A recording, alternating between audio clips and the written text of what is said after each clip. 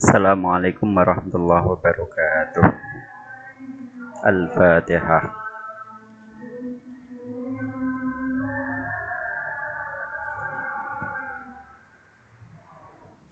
Bismillahirrahmanirrahim. Qala al-musannifu rahimahullahu ta'ala wa nafa'ana bihi wa bi'ulumihi fid dharaini amin ya rabbal alamin.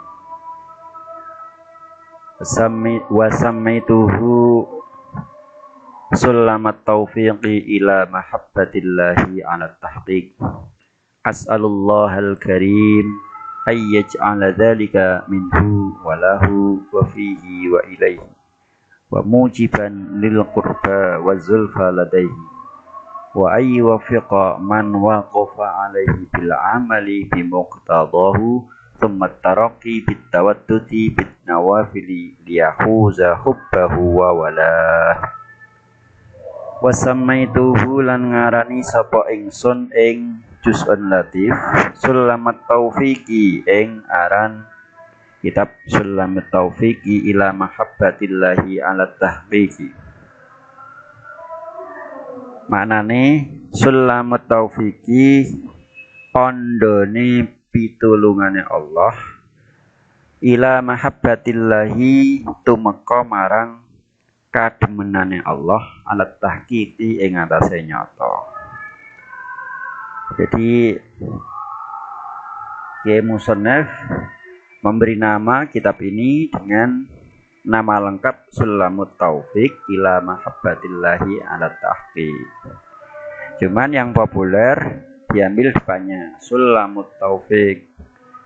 Soalnya kalau semuanya ya kedawan, kepanjangan. Jadi orang itu pilihnya simbol-simbol, gampang iling-ilingane Sulamut Taufiq. Padahal asli nama lengkapnya ya Sulamut Taufiqi ila mahabbatillahi ala tahqiq.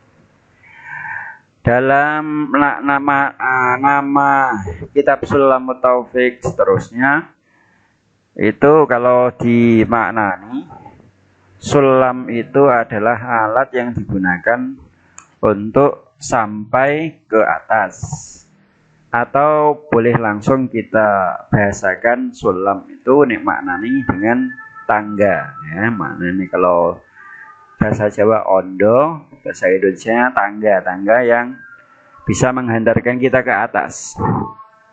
Tapi tangga ini bukan tangga yang indrawi ya, tangga yang maknawi. Tangganya itu adalah at-taufiq ya. Jadi taufik itu sendiri adalah maknanya pertolongan Gusti Allah dalam menjalankan ibadah. Itu taufik. Diambil dari kata-kata wifaq. Ya, wifaq itu artinya adalah pertolongan Gusti Allah kepada manusia untuk menjalankan ibadah. Jadi kita ini kalau sedang ibadah itu berarti kita sedang diberi taufik. Kebalikan taufik atau wifaq adalah khidlan, dihinakan Allah. Maksudnya khidlan itu adalah orang yang dihinakan karena terjerumus kepada kemaksiatan. Jadi Allah menghinakan tidak sampai menolong orang, tidak menolong orang tersebut jatuh ke kemaksiatannya, melakukan kemaksiatan, itu namanya khidlan. Kalau taufik ini pertolongan Gusti Allah. Jadi Sulamut Taufiqi ila mahabbatillahi ala tahqiq. Jadi tangga taufik pertolongan Gusti Allah menuju pada kecintaan Allah secara nyata. Ini makna dari Sulamut Taufiqi ila mahabbatillahi ala tahqiq. As'alu nyuwun sapa ingsun Allah ing Allah Al-Karima zat kang loman ayyaj'ala ing yen to ndadosaken sapa Allah dzalika ing mengkono kitab ya atau juz'un latif yang sebelumnya minhu saking Allah ay mauhibatan minhu maksude menika minangka peparingi Gusti Allah. Walahu lan krana Gusti Allah. Wa fihi lan ing dalem demen ing Allah. Wa ilaihi lan menuju marang Gusti Allah. Wa mujiban lan kang netepake lil qurba marang parek. Wa zulfa tegese parek latehi ing dalem ngarsane Allah. Kemudian Kiai Musonef meneruskan setelah menyebutkan namanya. Kiai Musonef menuliskan juga kata doa beliau untuk mendoakan dari apa yang telah beliau hasilkan, yaitu atau yang akan beliau lakukan, ya ini mengarang kitab. Doanya begini, as'alullahal karim, saya meminta kepada Gusti Allah yang zat yang maha dermawan, supaya menjadikan kitab ini merupakan pemberian dari Gusti Allah. Nah, ini menunjukkan sikap sopan santun. Berarti beliau itu lebih memilih bahwasanya beliau bisa mengarang kitab ini itu karena memang pemberian Gusti Allah, bukan semata-mata dari usahanya. Meskipun beliau itu secara kemampuan sudah mumpuni, tapi beliau ingin ini memang pemberian dari Gusti Allah. Saya tidak bisa sesuatu kecuali memang itu dari Gusti Allah, pemberian Gusti Allah.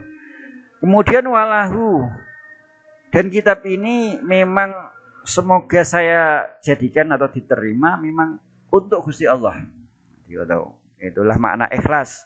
Jadi kholison lahu, jadi murni memang mengharap keridhaan Gusti Allah, tidak untuk tujuan yang lain, tidak untuk riya, tidak untuk ujub, untuk membanggakan diri saya, untuk untuk menaikkan popularitas, nah, untuk apalagi supaya dibeli dan mendapatkan materi.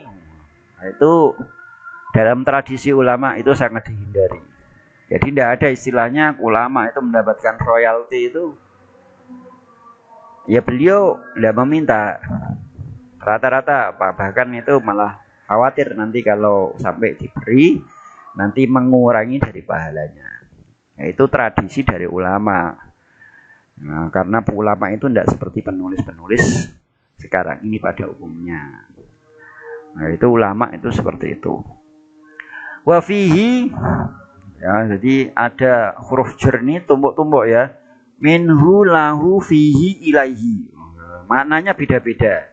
Wa fihi, dan supaya kitab ini dalam rangka beribadah kepada Gusti Allah, mendekatkan diri kepada Gusti Allah. Wa ilaihi, dan semoga kitab ini bisa mengajak teman-teman untuk menuju kepada Gusti Allah. Jadi mengajak yang mempelajarinya untuk menuju pada keridhaan Gusti Allah. Wa mujiban lil qurba wa zulfa lataihi, dan juga menjadikan kita semakin dekat pada Allah. Menjadikan kita semakin dekat pada Allah dengan kitab ini atau dengan mempelajari kitab ini.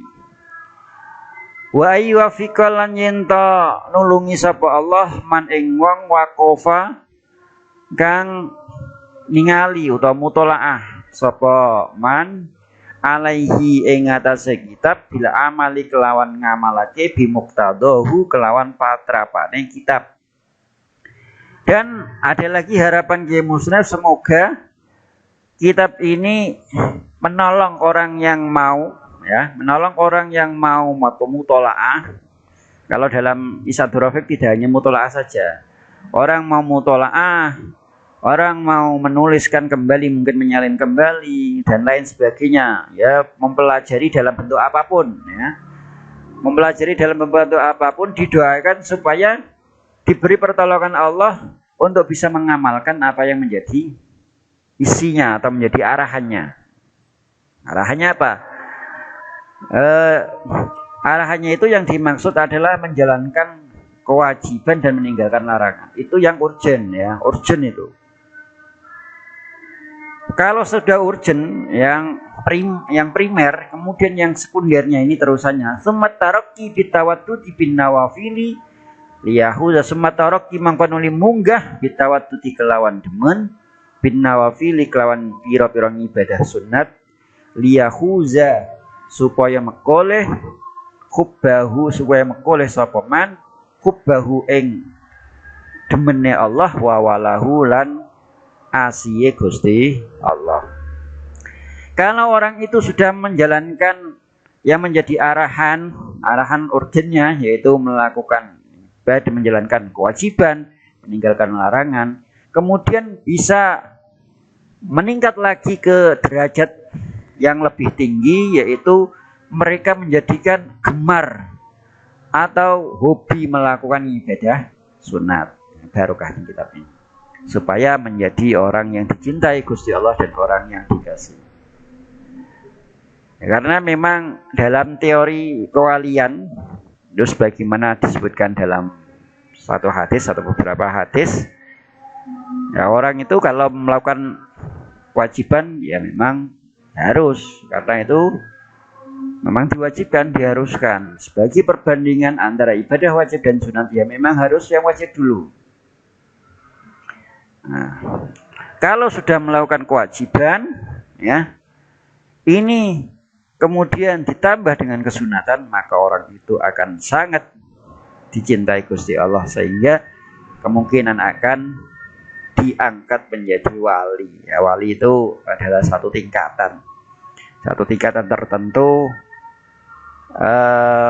yang dicintai, yang diberikan kepada Allah, yang diberikan kepada hamba-hamba Allah yang dicintainya.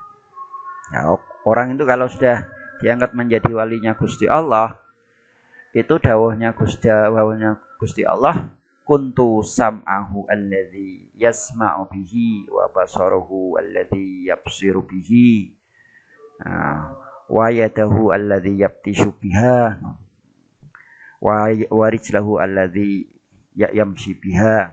Nah, itu seperti itu. Nah, dalam hadis itu terjadi perbedaan makna dari ulama. Ternyata versinya macam-macam.